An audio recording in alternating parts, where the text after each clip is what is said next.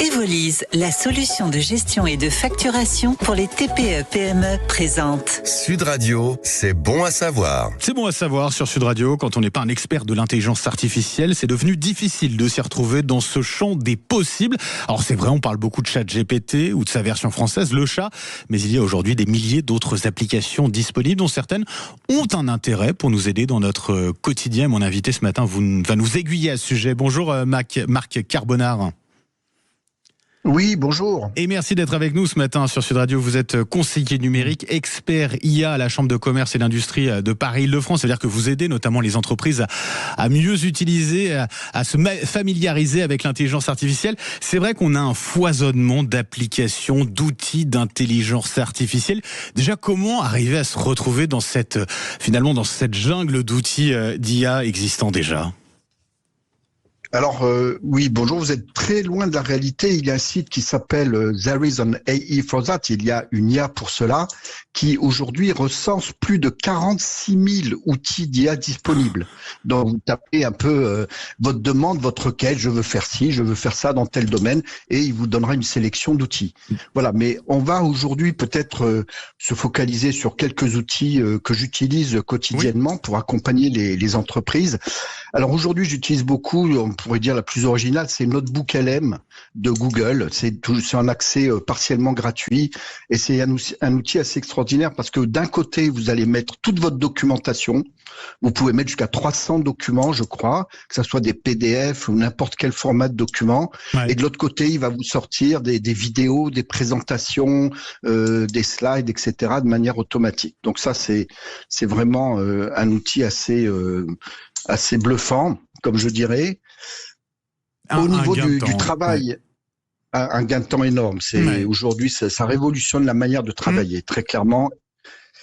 Au niveau du travail, directement, vous avez effectivement les grandes suites comme Copilot qui sont intégrées dans vos suites de travail, qui interviennent directement sur vos tableurs, sur vos documents Word, sur tous vos documents de travail classiques. Et chez Google, vous avez le pendant qui est Gemini, voilà, que je recommande aussi. C'est quoi ? Ça veut dire que c'est une aide à mieux présenter ces tableaux. Ça consiste en quoi ? En quoi ça peut aider justement dans le travail ?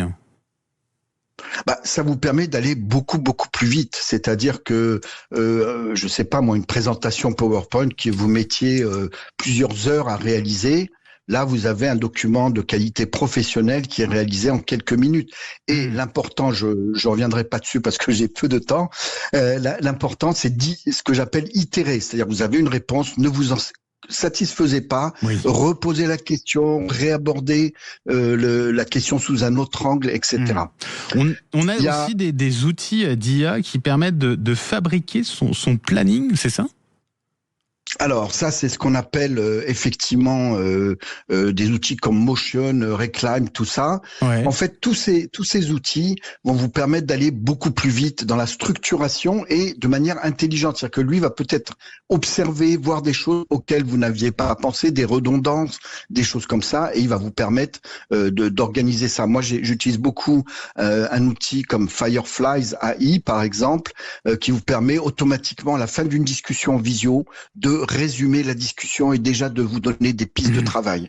Incroyable. Et ça, c'est des choses, un compte-rendu de réunion, il fallait 2-3 heures derrière, on le faisait pas, souvent on le reportait au jour. Moi, maintenant, je raccroche, 5 minutes après, j'ai un résumé complet avec propositions. Et que vous pouvez partager du coup avec votre interlocuteur, avec ces propositions donc qui sont déduites finalement de tout ça. Une dernière peut-être application, outil d'IA qui peut nous servir ? Alors, une ou deux, on va aller sur deux. Allez, il y a Suno, qui est bien connu des gens qui travaillent dans la musique aujourd'hui, et vous avez toujours une version gratuite qui vous permet de créer des morceaux de musique. Donc, vous mettez un morceau de musique, vos paroles, avez créé ou avec l'aide de l'IA ou vous-même, et en dessous vous décrivez le morceau que vous voulez. C'est de la description. Je veux une entrée avec un riff de guitare et puis etc.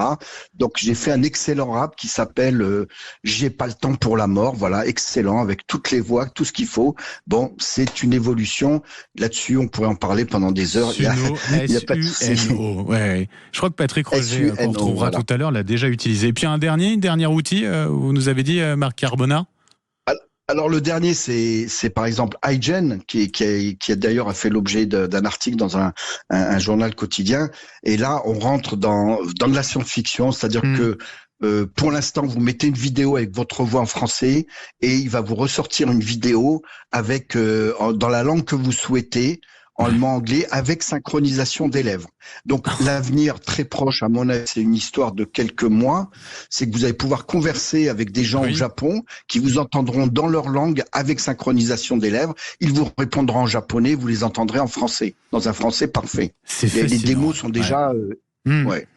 Puis ce n'est que le début. C'est bien entamé, effectivement, cette révolution de l'intelligence artificielle, mais c'est vrai qu'on en découvre tous les jours. Merci beaucoup, Marc Carbonard. Je rappelle, vous êtes... Alors, juste, allez-y. Si vous permettez, deux points importants.